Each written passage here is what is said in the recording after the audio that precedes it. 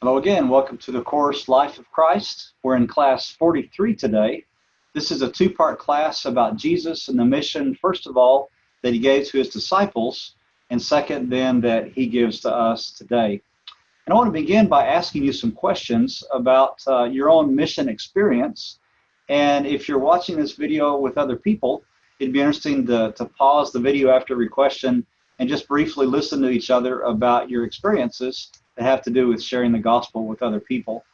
I would imagine, first of all, that many of you have been on mission trips to different places, maybe short term of several days to maybe a month or a summer, or perhaps some of you have been long-term missionaries. So it'd be interesting to hear those stories, as well as the best and worst things that happened to you on some of those trips as well. I wish I could hear some of your stories. I bet they would be good.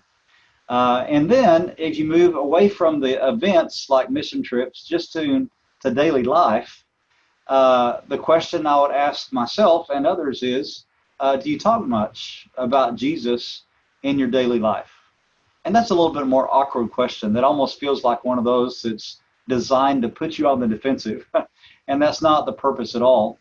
But it's an honest question because as Christians, one of the things we should do naturally is share Jesus with friends, family, even with people we don't know as well. And doesn't have to be long, doesn't have to be complex, doesn't have to be awkward, though it often feels like it. And so the question would be, is this something that you do very much? And if so, how does it go? And then finally, I'd be interested in seeing what you said about what's the hardest part about talking to people. I would suspect that we have some misconceptions perhaps about evangelizing or sharing the gospel with other people. Sometimes we feel like, or maybe we think other people believe that we think we're better than them, that we're perfect, that we have all the right answers, that our lives are all together, when really we all know that's not the case. Sometimes they think it means we're judging them or criticizing them, even perhaps that it's not loving to tell them that we think that, you know, if they're not a follower of Jesus, that they need to be worried about their eternal destiny. And that all sounds so stilted, and yet those are things that are hard to get around, hard to get away from in the Bible. Sometimes we think that it's better to risk not offending people, even if we risk losing them forever. And you think that's a strange trade-off. We're going to make them feel better right now at the potential risk of losing them forever. That's not a good trade in general. And sometimes people think that all of these facts or all of these things we're sharing are things that we're making up, that we decided, but that really have nothing to do with the Bible or the gospel. And ideally, what we share with people will be based entirely on Jesus and on the gospel, things that we didn't create, but that we honestly want to share with them for their benefit. And so really the whole topic about the mission of sharing the gospel with other people is often an uncomfortable topic. And that's sad because it's such a crucial thing for the life of a Christian. So I want to go through several passages that have to do with, again, first of all, how Jesus gave the mission to his disciples and what he meant by that, what he expected from them, and then also see what it looks like today for us in the second half of this class. So let's go to Matthew 5, beginning in verse 13, well-known passage in the Sermon on the Mount, that says, "You are the salt of the earth. But if the salt loses its saltiness, how can it be made salty again? It is no longer good for anything except to be thrown out and trampled underfoot. You are the light of the world. A town built on a hill cannot be hidden. Neither do people light a lamp and put it under a bowl. Instead, they put it on its stand, and it gives light to everyone in the house. In the same way, let your light shine before others, that they may see your good deeds and glorify your Father in heaven." Now, we talked quite a bit about Jesus as the light of the world, and I think if we imitated Jesus, that we would be good lights. And so I want to focus more on the idea of what it means to be salt and how people back in that day, the disciples themselves, might have understood Jesus when he said, "You are the salt of the earth." Okay. Now, some typical interpretations that you've probably heard before, if you studied this class, this idea, where salt was used as pay for the soldiers, for example, the Roman soldiers. Salt was used as preservative for meats in particular, because they didn't have freezers back then. And then obviously salt as seasoning or flavor. And there's elements of all three of these that I think have good application to how we can be the salt of the earth. But since it's probable that you've already heard those, I want to go on and talk about some things that might not be as obvious or might not be things we've heard before, and would be things that Jesus's audience in particular would have understood when he said it, whereas we might not understand salt in these ways. First of all, they talk about a covenant of salt. And this is mentioned briefly in 2 Chronicles 13. The idea was when two people or two groups made a covenant of salt, then it was a promise to be loyal and faithful with each other. It was forming a friendship. There would be honesty always in that relationship. And this covenant was sealed by sharing a meal using salt. And salt was not always used with meals, and so this would have been something special.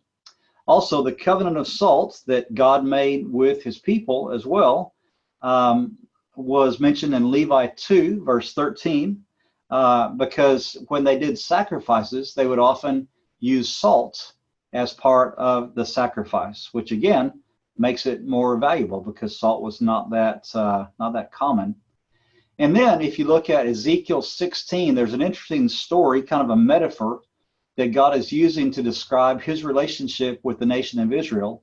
And he said, it's as if I were a man coming along a road one day, and I saw a baby that had just been born at the side of the road. It hadn't been cleaned up. It hadn't been rubbed with salt. It hadn't had any care given to it at all. It was just left there to die. And he says, so I took you and I cleaned you up and I made you my own.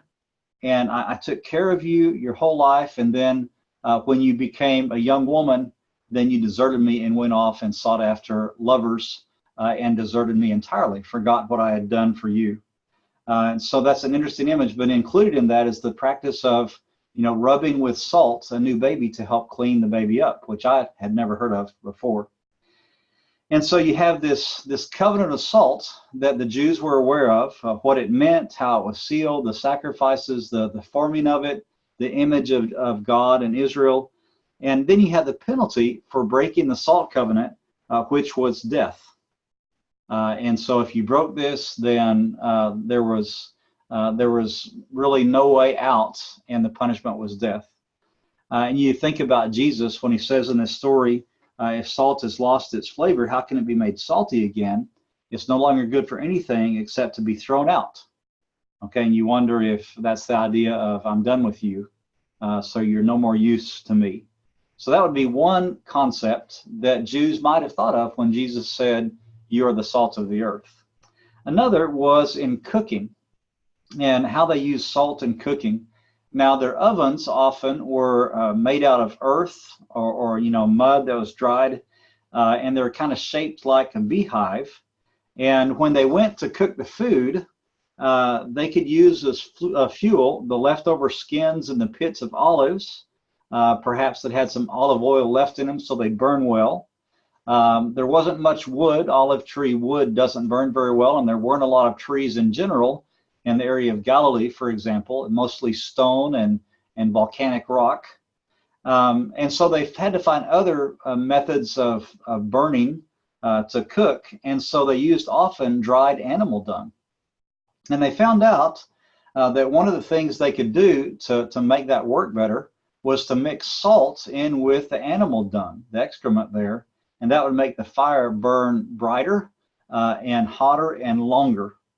And then they would also take cakes or blocks of salt, and they would place those at the bottom of the oven under the fuel, under the kind of the dung mixed with salt. And so that combination of salt underneath and then salt mixed in with the dung then again would make the cooking experience go better. And so you have this where salt helps the people cooking accomplish the mission of providing for their families food to eat. So that'd be another use of salt that the Jews might have thought of. You kind of wonder how they thought that applied to them. We'll come back to that in just a few minutes. And then they may have thought about fertilizer, because there's a couple of mentions in the Bible that talk about salt as fertilizer, that a certain kind of salt promotes growth. For example, the use of nitrate salts or sodium nitrate. It's a different kind of salt than other people would use to throw on the land and make it barren. This kind of salt would help promote growth. And that's unusual. I never thought about that. I always thought salt killed things, but evidently there are certain kinds that help. And so this perhaps explains Luke 14, Luke's version of this story about salt, verses 34 and 35. It says, salt is good, but if it loses its saltiness, it's fit neither for the soil as fertilizer for growth, or for the manure pile for cooking again. And so that covers perhaps two of the mentions that we just said here. And then a fourth possibility that they would think of when they thought of salt was wisdom. And to me, when I first heard this, I thought this is so far-fetched. What does this mean? But one of the concepts, evidently, that the Greeks had about salt was that it was a metaphor for wisdom. Salt equals wisdom. And so this word, translated in Matthew 5, saltiness, is from kind of a family of Greek words that are from like moros or morino. This is where we get our word moron, okay?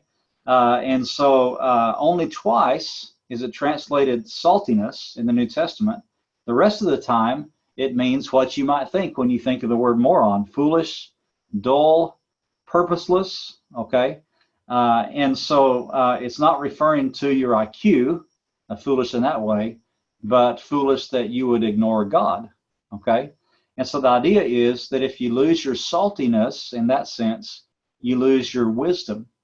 You lose the idea of trusting God for how to live your life, and then you go to trusting yourself. And so perhaps in Mark's version of this story, Mark 9:50, this definition of salt, or this use of salt, makes more sense, because Mark's version says, salt is good, but if it loses its saltiness, how can you make it salty again? And then it says, have salt in yourselves and be at peace with each other. Now, that's strange. I mean, if you just read that out of the blue, you think, have salt in yourselves? I mean, what does that mean? Surely it's not literal, right, where you just put salt on yourself. It can't be that. But what in the world does it mean? And if you take this particular meaning of it as wisdom, then that makes sense. Have wisdom in yourselves and be at peace with each other. You're at peace because you're acting wisely, okay? So that makes a lot of sense. So these four possible meanings of salt and what Jesus meant help the disciples understand what Jesus wants them to do.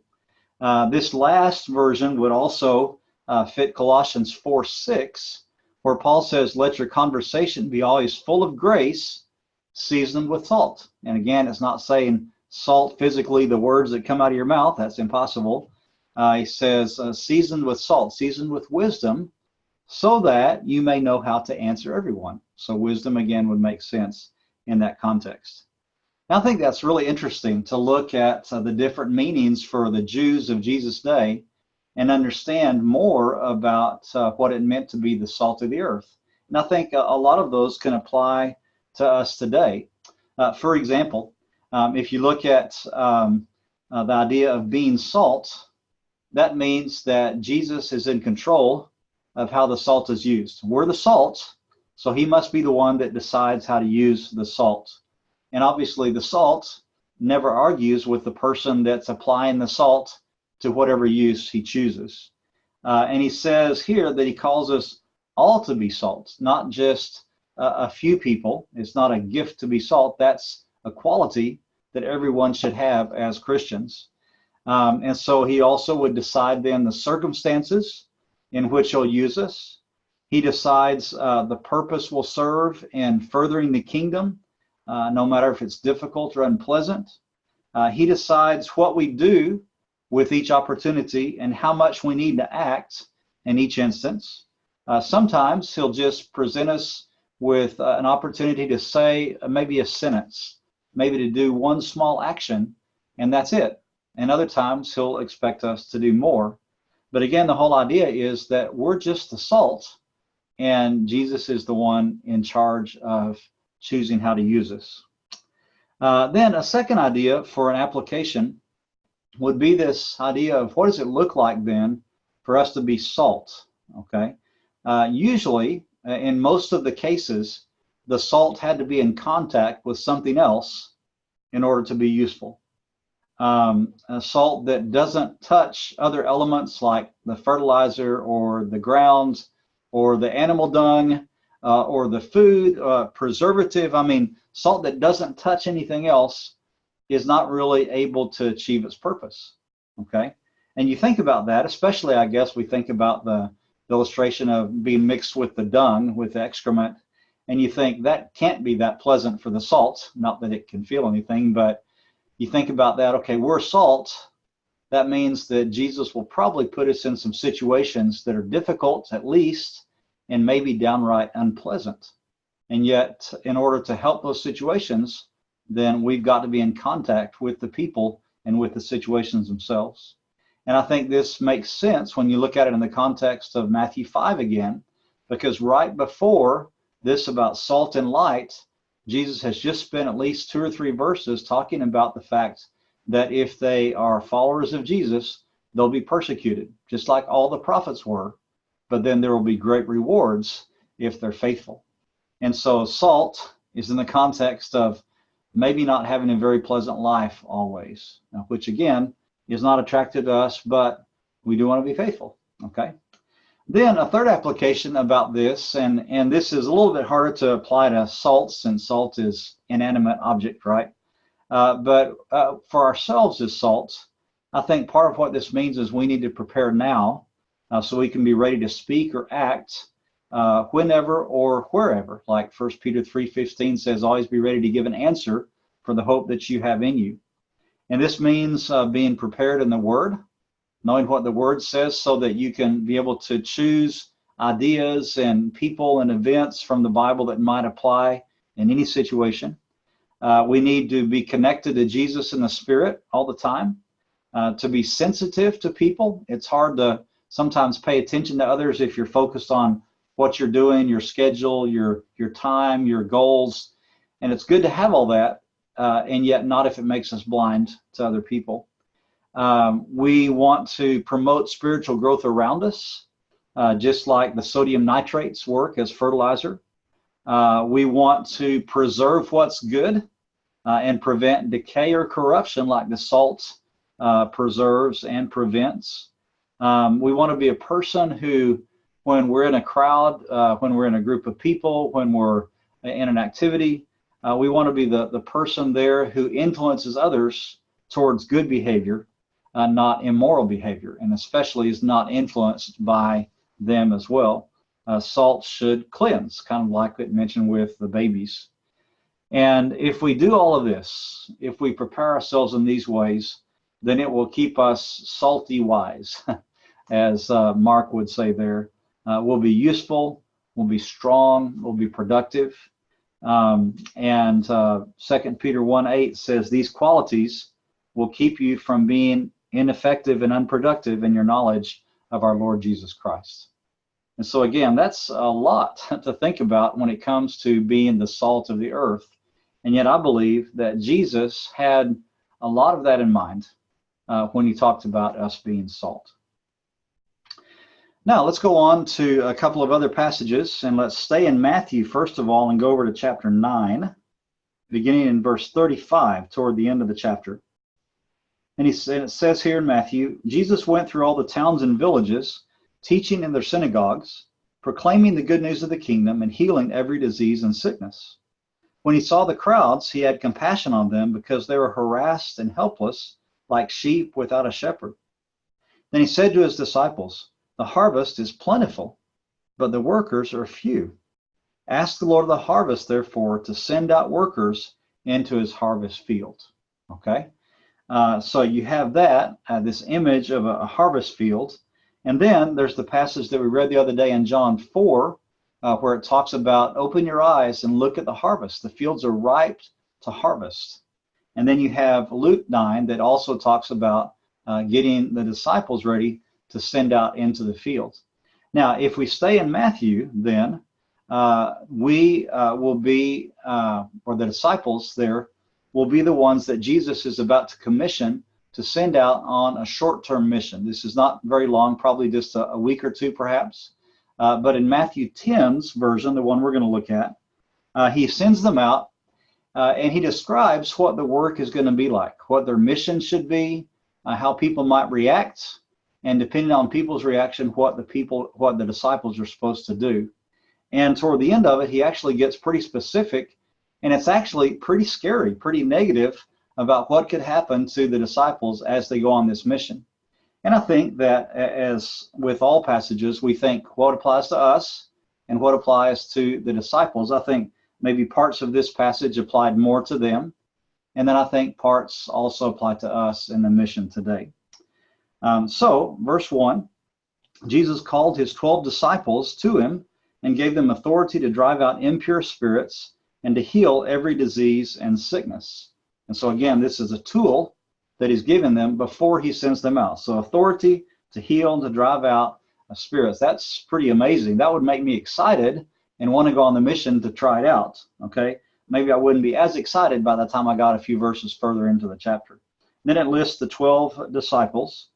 Verse 5, these 12 Jesus sent out with the following instructions. Do not go among the Gentiles or enter any town of the Samaritans. Go rather to the lost sheep of Israel. As you go, proclaim this message. The kingdom of heaven has come near. Heal the sick, raise the dead, cleanse those who have leprosy, drive out demons. That's amazing. I know that if I'm sitting there listening to Jesus with the other apostles, I'm looking around and say, is this for real? We're going to be healing the sick, raising the dead, driving out demons, cleansing leprosy. That's amazing. That's really exciting, but it's also kind of scary. Freely you have received, freely give. Do not get any gold or silver or copper to take with you in your belts. No bag for the journey or extra shirt or sandals or a staff, for the worker is worth his keep. Whatever town or village you enter, search there for some worthy person and stay at their house till you leave. As you enter the home, give it your greeting. If the home is deserving, let your peace rest on it. If it is not, let your peace return to you. If anyone will not welcome you or listen to your words, leave that home or town and shake the dust off your feet. Truly, I tell you, it will be more bearable for Sodom and Gomorrah on the day of judgment than for that town. I am sending you out like sheep among wolves. Therefore, be as shrewd as snakes and as innocent as doves. Be on your guard. You will be handed over to the local councils and be flogged in the synagogues. Now I'm not as excited about it. On my account, you will be brought before governors and kings as witnesses to them and to the Gentiles. But when they arrest you, do not worry about what to say or how to say it. At that time you will be given what to say, for it will not be you speaking, but the Spirit of your Father speaking through you. Brother will betray brother to death, and a father his child. Children will rebel against their parents and have them put to death. You will be hated by everyone because of me, but the one who stands firm to the end will be saved. When you are persecuted in one place, flee to another. Truly I tell you, you will not finish going through the towns of Israel before the Son of Man comes. The student is not above the teacher, nor a servant above his master. It is enough for students to be like their teachers and servants like their masters. If the head of the house has been called Beelzebul, how much more the members of his household? So do not be afraid of them, for there is nothing concealed that will not be disclosed, or hidden that will not be made known. What I tell you in the dark, speak in the daylight. What is whispered in your ear, proclaim from the roofs. Do not be afraid of those who kill the body but cannot kill the soul. Rather, be afraid of the one who can destroy both soul and body in hell. Are not 2 sparrows sold for a penny? Yet not one of them will fall to the ground outside your Father's care. and even the very hairs of your head are numbered. So don't be afraid. You're worth more than many sparrows. Whoever acknowledges me before others, I will also acknowledge before my Father in heaven. But whoever disowns me before others, I will disown before my Father in heaven. Do not suppose that I have come to bring peace to the earth. I did not come to bring peace, but a sword. For I have come to turn a man against his father, a daughter against her mother, a daughter-in-law against her mother-in-law. A man's enemies will be the members of his own household. Anyone who loves their father or mother more than me is not worthy of me. Anyone who loves their son or daughter more than me is not worthy of me. Whoever does not take up their cross and follow me is not worthy of me. Whoever finds their life will lose it, and whoever loses their life for my sake will find it. Anyone who welcomes you welcomes me, and anyone who welcomes me welcomes the one who sent me. Whoever welcomes a prophet as a prophet will receive a prophet's reward. And whoever welcomes a righteous person as a righteous person will receive a righteous person's reward. And if anyone gives even a cup of cold water to one of these little ones who is my disciple, truly I tell you, that person will certainly not lose the reward. And then verse 1 of chapter 11 says, after Jesus had finished instructing his 12 disciples, he went on from there to teach and preach in the towns of Galilee. And then they went on their mission. Now, I don't know what perhaps gets your attention from these passages, because there's a lot there. There's some things that we expect, and there's some things that surprise us. And I would have been interested to stand among the apostles then after Jesus finished and before he said, okay, now go. And just to look around and talk. And I know there would have been troubled expressions, maybe fearful expressions on the faces of the apostles. They would be a mix of excitement and wanting to obey, and yet also sober thinking about what Jesus has said when he talks about being arrested, being persecuted, being brought before the councils, talking about splitting up families, betrayal within families, enemies within families. It's not just a regular old mission trip anymore. It's something that is life-changing and perhaps life-ending. Now, again, this is sobering. How much of this is for us? I think that some of it, it definitely applies to us. The idea of going out with a mission to share with others, I think, applies to everyone. And the seriousness of being committed to Jesus, first of all, I think applies to us totally. And the idea of we need to be ready to acknowledge Jesus before other people and talk about him and share about him, even if it makes us unpopular, even if it's risky, even if it brings damage to us. I think that's part of the mission that we also have. And it's hard to know how to use good judgment, how to be innocent as doves, but as shrewd as serpents, right? There's a balance there. So I think we don't need to be foolish and charge off and invite danger and persecution and conflict. And yet at the same time, if it comes because we're being faithful to Jesus, then I think we need to stick with it, to persevere and to remain faithful no matter what. Because we know that 11 out of the 12 apostles lost their lives eventually in the gospel. That's according to tradition. And we have no idea what will happen to us, but we leave that up to the Lord. So think about these passages and principles that have to do with the mission that Jesus gave his disciples first, and then later on in the next class, next half of this class, we'll talk more about what our mission looks like today. See you then.